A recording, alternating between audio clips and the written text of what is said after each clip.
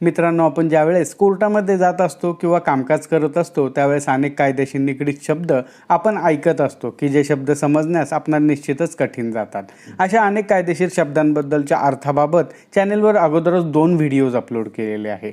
त्यापैकी एका व्हिडिओची लिंक वर आय बटनवर दिलेली आहे. तो व्हिडिओ नक्की पहा.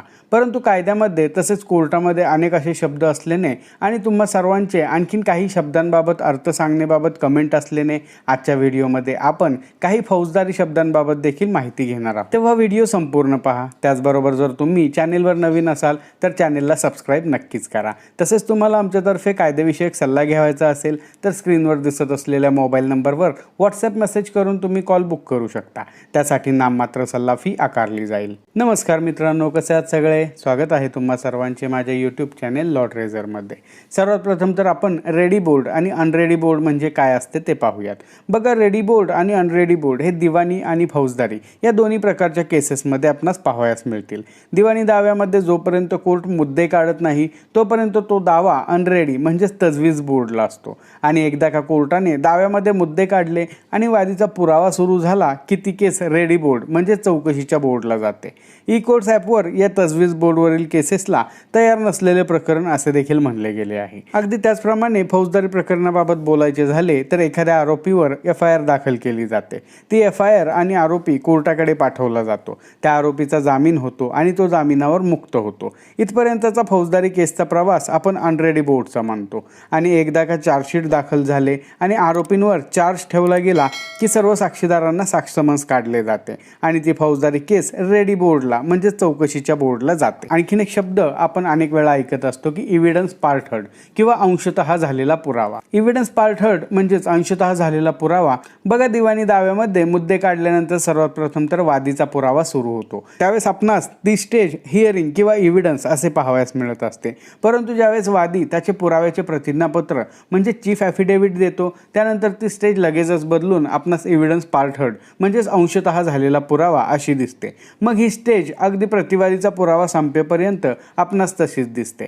म्हणजेच एव्हिडन्स पार्ट हर्ड म्हणजेच अंशतः झालेला पुरावा म्हणजे पुराव्याची एक अशी स्टेज असते की ज्यामध्ये अद्याप पुढे पुरावा येणे बाकी असतो. मग तो पुरावा वादीचा असो किंवा प्रतिवादीचा असो, ही स्टेज आर्ग्युमेंटच्या स्टेजपर्यंत आपणास अशीच दिसते.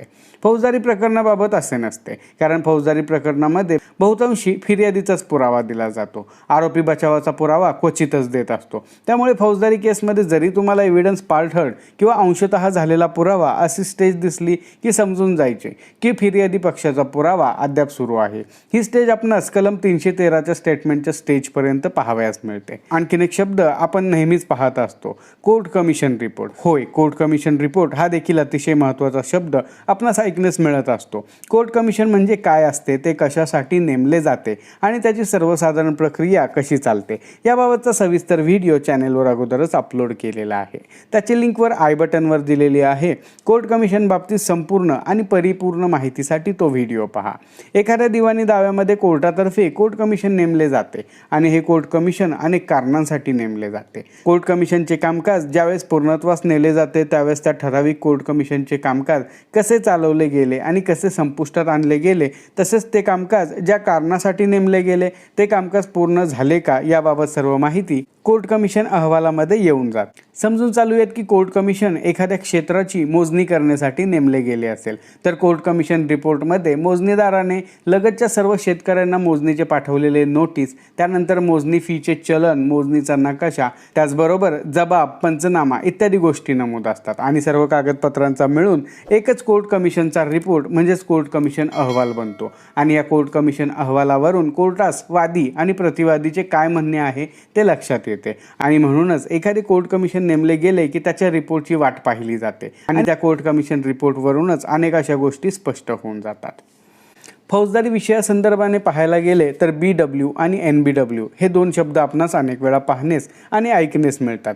बघा, ज्यावेळेस सरकारी केसमध्ये चार्जशीट कोर्टामध्ये दाखल होते त्यावेळेस कोर्टातर्फे त्या केसमधील आरोपीस बोलावणे केले जाते आणि ते बोलावणे करत असताना कोर्ट त्या आरोपीस समन्स काढतात. या समन्सची आरोपीस बजावणी झाली तरी देखील आरोपी समन्समध्ये नमूद तारखेस कोर्टासमोर हजर राहिला नाही तर कोर्टातर्फे त्या आरोपीस BW म्हणजेच बेलेबल वॉरंट म्हणजेच मराठीत सांगायचे काढायचे झाले तर जमानती अधिपत्र काढले जाते। यामध्ये नमूद तारखेस जर आरोपी कोर्टासमोर हजर राहिला नाही तर त्यास NBW म्हणजेच नॉन बेलेबल वॉरंट म्हणजेच बिनजमानती अधिपत्र किंवा अजमानती अधिपत्र काढले जाते। समन्स असो, BW असो किंवा NBW असो, या तिन्हींची ही बजावणी पोलिसांच्या मार्फतच आरोपीस केली जाते। आज जसे की आपण आता पाहिले की सरकारी फौजदारी केसचे चार्जशीट आल्यावरच कोर्ट आरोपीस समन्स काढतात, परंतु चेक बाउन्सची केस म्हणजेच निगोशिएबल इन्स्ट्रुमेंट ॲक्टचे कलम 138 अन्वये दाखल केलेल्या केसमध्ये ज्यावेळेस फिर्यादीच्या फिर्यादचे म्हणजेच केसचे व्हेरिफिकेशन केले जाते त्यावेळेसच आरोपीस समन्स काढले जाते। समन्सची बजावणी होऊनही आरोपी कोर्टासमोर हजर झाला नाही तर त्यास BW काढले जाते। त्या BWची बजावणी होऊन देखील तो आरोपी कोर्टासमोर हजर होत नसेल तर त्यास NBW काढले जाते आणि पोलिसांमार्फत त्या आरोपीस पकडून आणून कोर्टासमोर हजर केले जाते। तर मित्रांनो, अशा प्रकारे आजच्या व्हिडिओमध्ये आपण कोर्टामध्ये प्रचलित असणारे आणि वेळोवेळी कानावर पडणाऱ्या काही शब्दांबाबत माहिती घेतलेली आहे। आजच्या व्हिडिओमध्ये आपण येथेच थांबणार आहोत। पुन्हा भेटू अशाच एका माहितीपर व्हिडिओमध्ये। तोपर्यंत नमस्कार।